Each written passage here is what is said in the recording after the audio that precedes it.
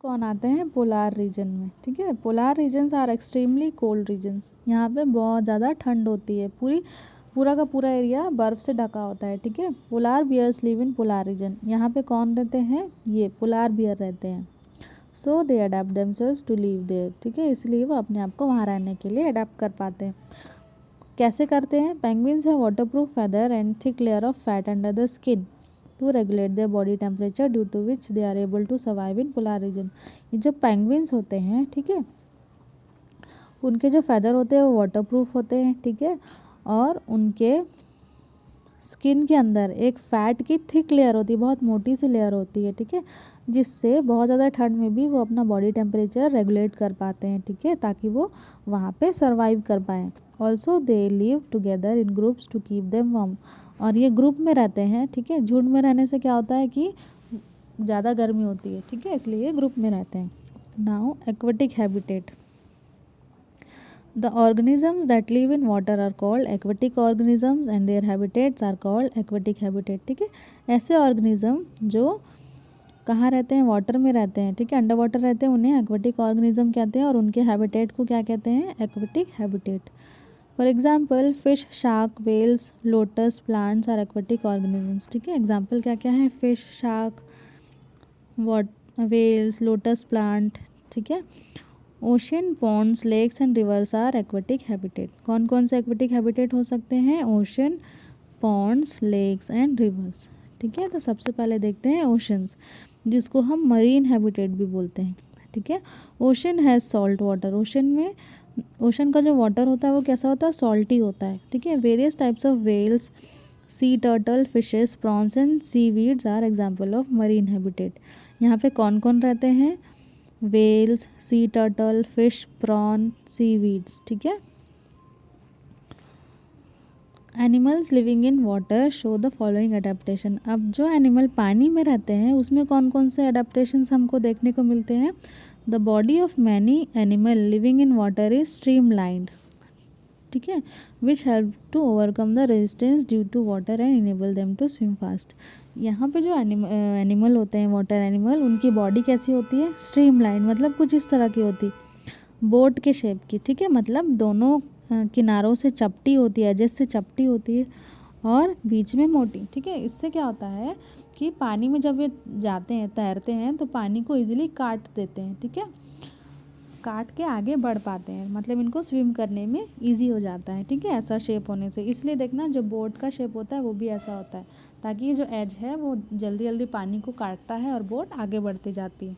ठीक है, most of the sea animals have gills that help them to use oxygen dissolve in water to breathing, for breathing. ठीक है, तो जो सी animal होते हैं उनमें क्या होते हैं, गिल्स होते हैं।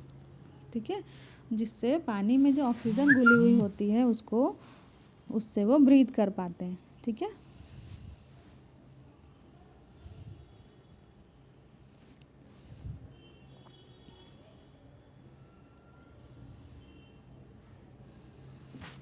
the skin of many sea animals like fish is covered with waterproof scales which protect it from the decaying in water। ठीक है, तो जो स्किन होती है सी एनिमल्स की, ठीक है, जैसे फ़िश, उसमें बहुत सारे स्केल्स होते हैं। जैसे मछली देखे हो ना, जब उसको काटते हैं तो क्या निकलता है, जैसे छिलका जैसा निकलता है। ठीक है, तो ये क्यों लगा होता है, क्योंकि पानी में कोई भी चीज़ बहुत देर तक होने से गलने लगती है। ठीक है, तो ये जो स्केल्स होते हैं ये फ़िश को या सी एनिमल्स को पानी से बचाते हैं। ठीक है, some sea animals such as dolphins and whales do not have gills, they breathe through lungs. ठीक है, डॉल्फिन और वेल में गिल नहीं होता, ये हमारी तरह लंग से ही ब्रीथ करते हैं। They inhale air through the nostrils of और blow holes located in the upper part of their head. ठीक है, तो डॉल्फिन और वेल क्या करती है, जब इनको ब्रीथ करना होता है, ठीक है, तो उनकी बॉडी के ऊपर में, जैसे उनकी बॉडी है, इनके ऊपर में दो एयर होल्स होते हैं, नॉस्ट्रिल होते हैं। ठीक है, तो ये सरफेस पे आती है, वाटर सरफेस पे। ठीक है, जब भी इनको ब्रीथ करना होता है यहाँ से ब्रीथ कर लेती है और फिर पानी में चली जाती है। ठीक है,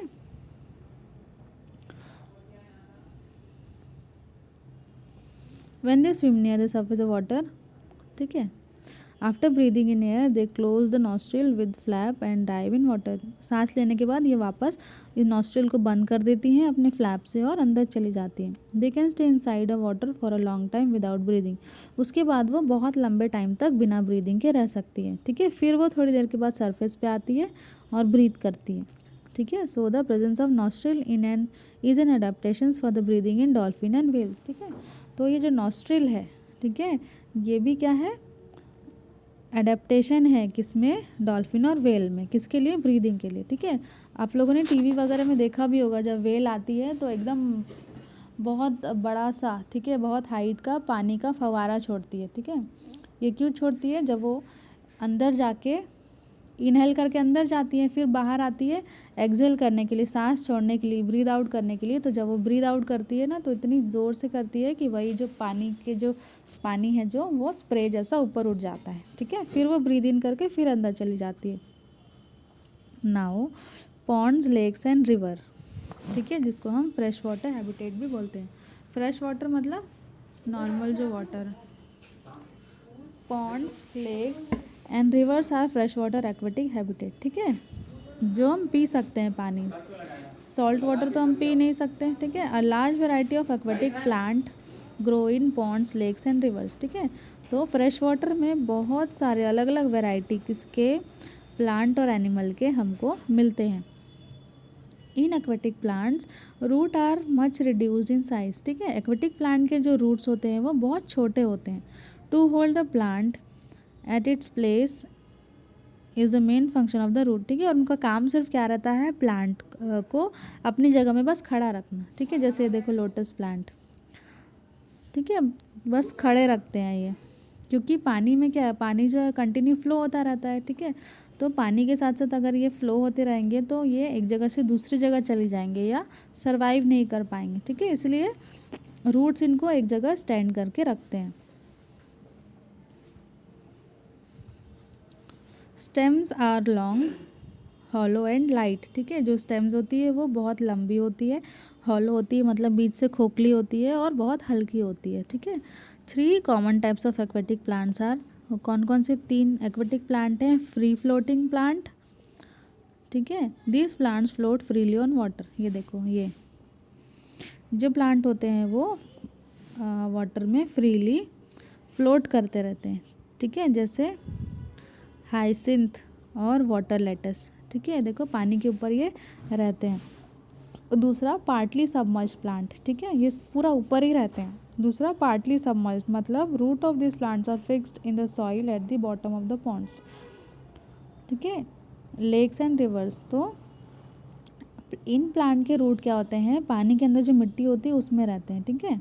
stems grow up to the surface of water, ठीक है, और जो स्टेम होती है वो पानी के सरफेस तक होती है। Leaves and flowers float on surface, ठीक है, और जो उसकी पत्तियाँ और फ्लावर होते हैं वो पानी के ऊपर होते हैं।